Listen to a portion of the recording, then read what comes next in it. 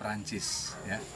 Di Perancis ini dahulu Raja Faisal, pamannya Raja Fahd, ingin membuat satu masjid di Paris, tetapi nggak bisa.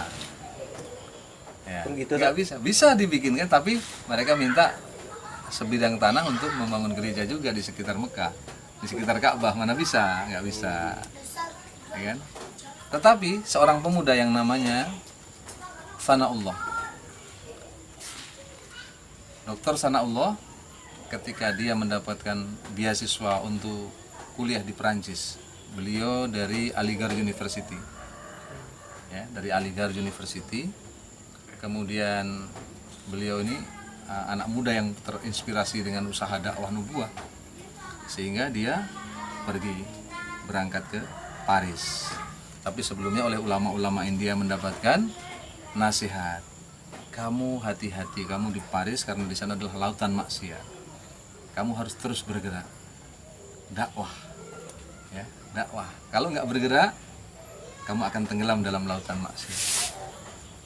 Akhirnya apa? Dengan ilmu dakwah yang telah belajar, dia sejak pelajar keluar satu hari masa libur, waktu masa libur dia keluar separuh masa libur, terlatih dia dengan fikir Nabi, risau fikir umat, sehingga ketika dia berangkat ke Perancis, ke Paris, maka dia dia kerjasama dengan temannya yang orang Islam juga di apartemen tersebut, lain kamar begitu, dia musyawarah gimana kalau kita sholat berjamaah.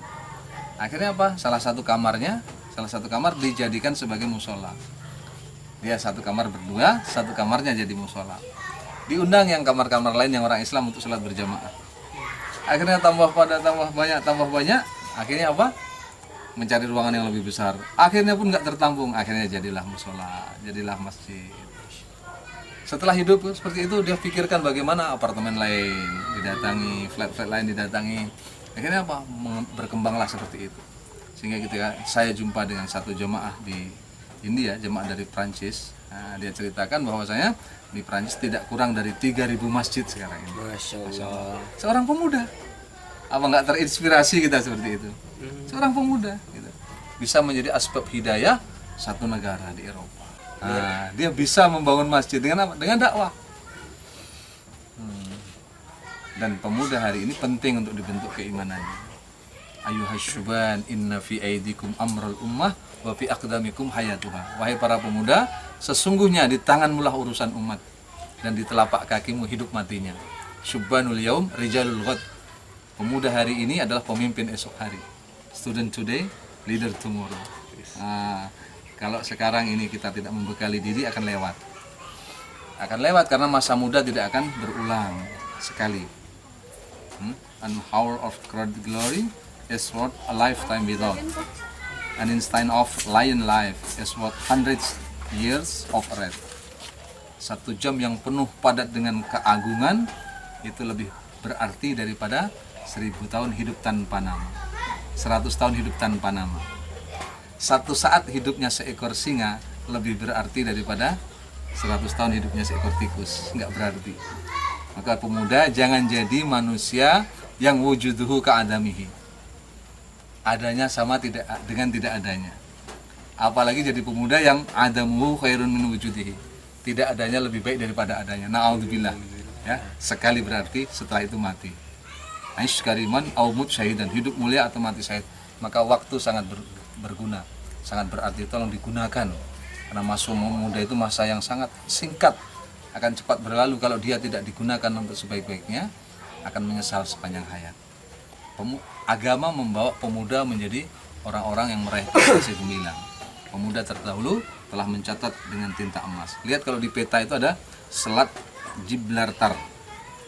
Itu Selat Jabal Torik, tapi orang Eropa mengejanya Gibraltar.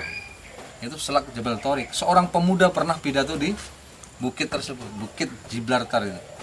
Seorang pemuda yang membawa pasukan menaklukkan Eropa. Armada kapalnya yang datang disuruh perintahkan, bakar semua kapal, bakar semua kapal. Pasukannya bingung, loh kok dibakar, gimana nanti kita pulangnya gimana, bakar semua kapal. Ragu dia, ragu. Akhirnya apa? Atiullah wa atiur rasulah ulil amri minkum. taatlah kamu pada Allah, pada Rasul, dan kepada pemimpin kalian. Bakar kapal, dibakar kapal. Bingung, pasukan bingung, gimana? Maka Tariq bin Ziyad mendaki sebuah bukit dan dari sana dia berpidato dengan pidato yang lantang. Ayyuhan nas, ainal mafar? Al-bakhru min waraikum wal aduwwu amamakum. Wa'lamu annakum huna ad'afu minal aita maktubatul li'ab. Hai manusia, mau kemana kamu sekarang?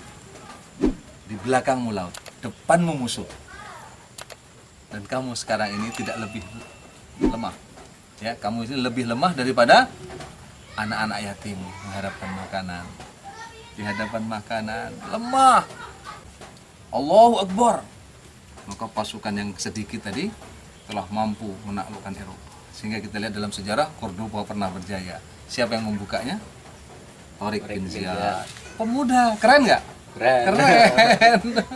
Maka harus terinspirasi. Coba baca sejarah Islam. Anak-anak yang kuat dengan memegang agama, dia membawa perubahan besar. Siap? Insya Allah. Masya Allah.